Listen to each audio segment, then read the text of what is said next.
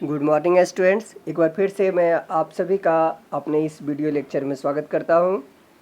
और आज की क्लास में हम लोग जानेंगे, प्रश्न और उत्तर के माध्यम से करेंगे इस चैप्टर का रिवीजन। तो आइए हम शुरू करें आज की अपनी क्लास। देखिए यहाँ पे प्रश्न है, सबसे पहला प्रश्न है, ग्रह और तारे में क्या अंतर है। तो ग्रह के पास अपनी ऊष्मा और अपना प्रकाश नहीं होता, और तारे क्या है, तारों के पास अपनी ऊष्मा और अपना प्रकाश होता है। उसके बाद अगला प्रश्न है, सौरमंडल से आप क्या समझते हैं।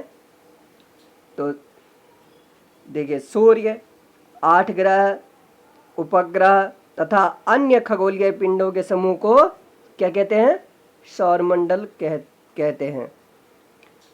सूर्य से उनकी दूरी के अनुसार सभी ग्रहों के नाम लिखें। तो सूर्य से दूरी के अनुसार उनके सभी ग्रहों के नाम क्या हैं। तो देखिए, सबसे पहले आएगा बुध, फिर उसके बाद शुक्र, पृथ्वी के बाद मंगल, फिर बृहस्पति, शनि, यूरेनस और लास्ट में नेपच्यून, यानी कि 8 ग्रह हैं। पृथ्वी को, अगला प्रश्न है हमारा, पृथ्वी को अद्भुत ग्रह क्यों कहा जाता है। तो पृथ्वी पर जो है ना, ये जो जीवन के लिए अनुकूल वातावरण है, क्या है, वायु और जल, वो पृथ्वी पर उपलब्ध है, जिसके और अंतरिक्ष से इसे देखने पर ये नीला दिखाई देता है।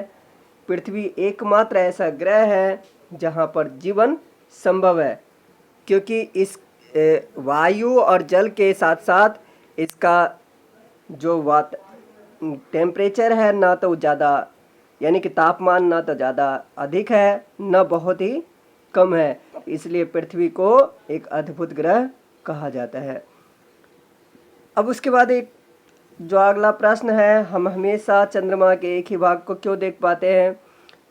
चंद्रमा अपने अक्ष पर 27 दिन में एक चक्कर लगाता है, यानी कि एक घूर्णन करता है, और उतने ही समय में वो पृथ्वी के चारों ओर भी घूमता है, इसलिए हम चंद्रमा के केवल एक ही भाग को देख पाते हैं। ब्रह्मांड क्या है। अब देखिए, प्रश्न है कि ब्रह्मांड क्या है। तो आकाश गंगाओं के समूह को हम ब्रह्मांड कहते हैं। उसके बाद अब देखिए आगे, ये आ गया आपका MCQ। किस ग्रह को पृथ्वी के जुड़वा ग्रह के नाम से जाना जाता है। ऑप्शन है क बृहस्पति, ख शनि, ग शुक्र। तो इसका सही उत्तर हो जाएगा ग शुक्र। पृथ्वी की जुड़वा बहन के नाम से शुक्र को जानते हैं, क्योंकि इसकी बनावट और इसका आकार बिल्कुल पृथ्वी के जैसे ही दिखता है, तो इसलिए इसका सही आंसर है शुक्र। अगला प्रश्न है, सूर्य से तीसरा सबसे नज़दीक ग्रह कौन सा है। तो शुक्र कितने नंबर पे आता है, दूसरे नंबर पे। बुध पहले नंबर पे, तो तीसरा नंबर पे कौन सा हो गया, पृथ्वी। इसके बाद आगे की तरफ हम चलते हैं, अगले प्रश्न की तरफ। तो सभी ग्रह सूर्य के चारों ओर, ये प्रश्न है, सभी ग्रह सूर्य के चारों ओर किस प्रकार के पथ पर चक्कर लगाते हैं। तो दीर्घ वृत्ताकार पथ पर। आयताकार पथ तो हो ही नहीं सकता, वृत्तीय पथ मतलब बिल्कुल गोल नहीं है, दीर्घ वृत्ताकार है, यानी कि बड़े वृत्त के आकार पर ये चक्कर लगाते हैं। ध्रुव दिशा से किस दिशा का ज्ञान होता है। तो जैसा कि मैंने पिछली वीडियो में बताया हुआ है कि उत्तर दिशा के लिए ध्रुव का प्रयोग करते हैं, रात के समय में दिशा का ज्ञान करने के लिए, और क्योंकि ध्रुव हमेशा उत्तर दिशा में ही नजर आता है। क्षुद्र ग्रह किन कक्षाओं के बीच पाए जाते हैं। इसका सही उत्तर हो जाएगा मंगल एवं बृहस्पति। देखिए, फिर से एक बार ध्यान दीजिए कैसे है। तो सबसे पहले है बुध सूर्य के पास, उसके बाद है आपका शुक्र, फिर है पृथ्वी, फिर है मंगल, और फिर है क्षुद्र ग्रह की पट्टी, फिर उसके बाद है बृहस्पति। तो इसलिए इसका सही उत्तर हो जाएगा मंगल एवं बृहस्पति।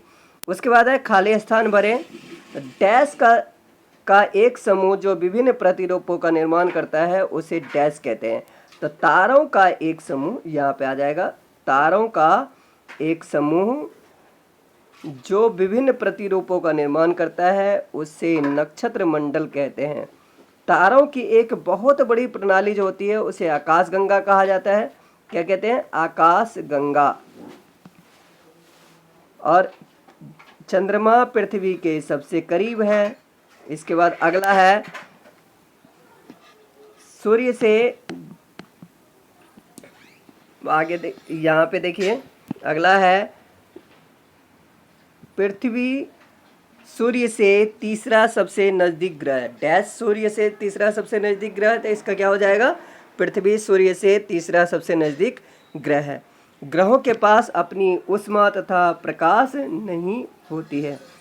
तो अभी के लिए फ़िलहाल इतना ही। अगली वीडियो में हम जानेंगे अगले चैप्टर के बारे में। तब तक के लिए have a nice day, take care, take safe, thank you.